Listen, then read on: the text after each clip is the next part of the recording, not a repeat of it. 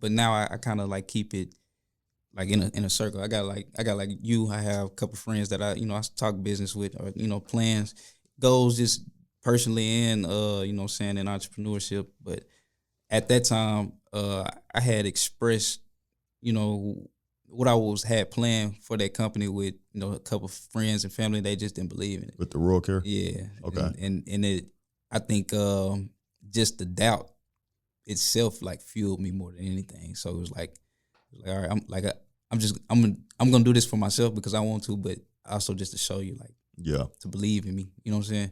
You don't have to, but just to know when I say I'm gonna do something, like I'm gonna do it. Right. I see a lot of posts about people saying, my friends don't support me, Yeah. my family don't support me, or they don't believe in me. How did you take it when you expressed this want to for this business, and then the response wasn't, like let's do it. It was some backlash. I know it's nothing like personal because a lot of my friend, all my family, a lot of my friends, they can't understand what I'm getting at. Like they don't understand, like they haven't gone through what I've gone through.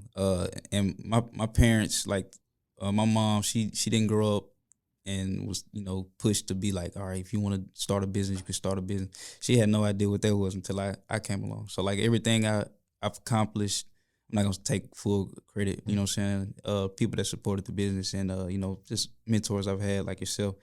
But for the most part, I've learned a lot of stuff on my own. I've taught myself how to start a business. I filed my own LLCs. I filed my own bank accounts. So like, it wasn't a shock to me that they didn't really gravitate towards the idea, but it was the doubt in it that kind of like rubbed me the wrong way because I've done it before. You know what I'm saying?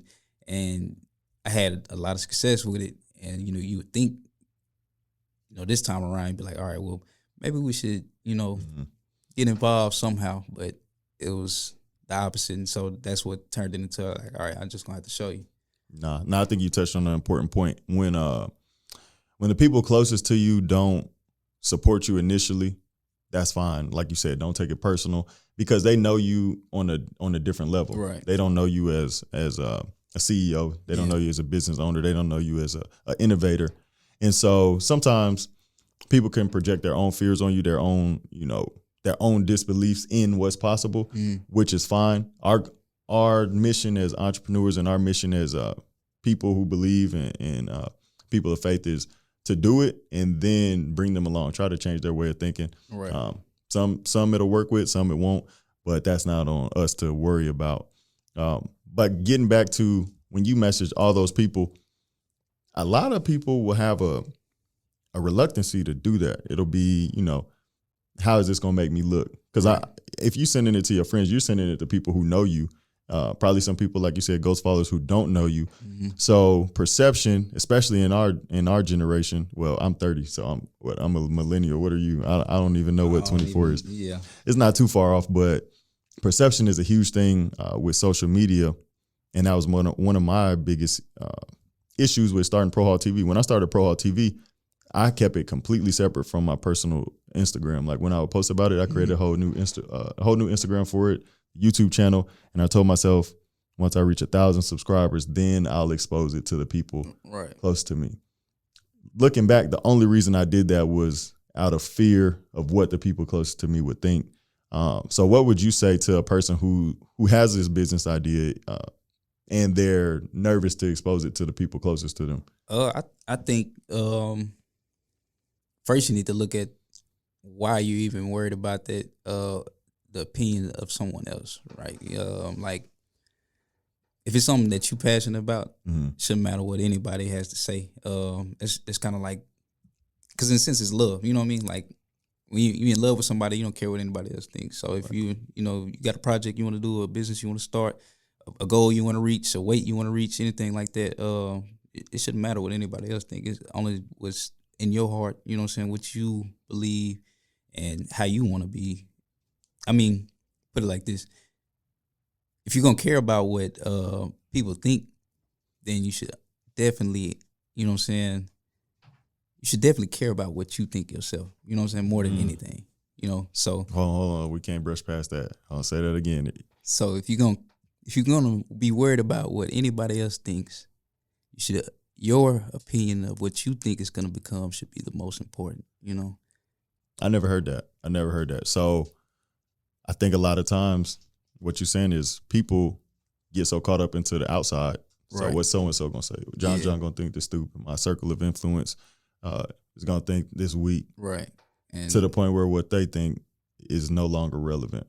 most definitely. So And I now think they're thinking they're letting other people's thoughts dictate their motion. Yeah, exactly. And I think I know we was talking earlier this week about something I came across online. It was called like conophobia, and that's the phobia of being ordinary. And I think that's the biggest thing that kills dreams. Like, what would you say? So like, I know for me, at times when I do want to start something, it's the fear of like, I get scared of like letting myself down. You know what I'm saying? Not necessarily scared to try it and and fail doing it, but just the fact like, I had this idea and it didn't work out like I wanted it to. But I'm becoming better with like coping with that. So what would you say is like more of a determining factor for you or motivation for you? Like fear of failure or just fear of like opinion or like self-doubt? Well, I think when you get close to rock bottom, nothing scares you anymore. Yeah. And so there were situations where it was like after the league, it's like, what do I do next? Right. And my money's running out. So I was scared. That was real fear. So to me, trying to start a new business is not scary at all. I don't fear letting myself down because I do enough research to know like, okay, is this something I want to do? Things I look for now is what can make me the most amount of money with the least amount of effort. And not because I'm lazy, because I can stack those up. Yeah. And then I could put my effort into the one that's going to make the most amount of money that requires more effort. So if it's taking my time, effort, and energy, then it better be producing more than these other little streams of income. From that though, when you see my whiteboard, I got ideas. I'm just going to write them down. Yeah. And then because I think entrepreneurs are like that, like always thinking. Yeah. I think thinkers are like that. And I think most entrepreneurs are probably thinkers, deep thinkers. Like, okay, what's that? How can I get into this? And seeing how can I generate another stream of income? It's not necessarily that I want to, be in multiple different businesses to say I'm a serial entrepreneur. It's more so because, all right, I got 3 kids. All right, this income is for her college. This income is for her car. This income is for his, college or whatever the expense may be. But the determining factor when it comes to trying things new is there's no reason to be scared. Right. I think you have to be realistic. Like if you don't have the funds to start, then work on getting the funds to start.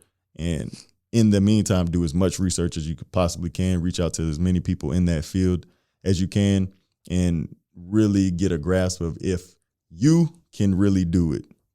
And not the you right now may not be the you who can actually carry this out. So if you have doubts, well, let's work on why you have doubts, and then revisit it when you've built that muscle. I think like you said, building that muscle is like most important thing. Like when I started Royal Care, man, I had never detailed cars. I hadn't done that as a profession, but like my mindset, and I think this just comes from like football. It's like, man, when we doing installs, you're gonna mess up the first 3-4 days. You're gonna get cussed out. You're gonna be frustrated with yourself. Like, why am I not getting this? So I applied that same like mindset with all my businesses. Like even with Chronicle Productions. Like when I first started it, I wasn't the best editor. I wasn't the best videographer. I didn't even have a camera. Like I had I was borrowing people's cameras, going and doing projects, and just doing it that way. But I was like, all right, I'm gonna learn from each one. You know what I'm saying? I took my mistakes. And, all the doubt that I had in it, all right, no, that wasn't so bad. You know what I'm saying? I can do this again. You know what I'm saying? So, like, my whole thing is, like, if I can see it happen, I can do it. And if I can do it, I can do it 100 times again. Okay. So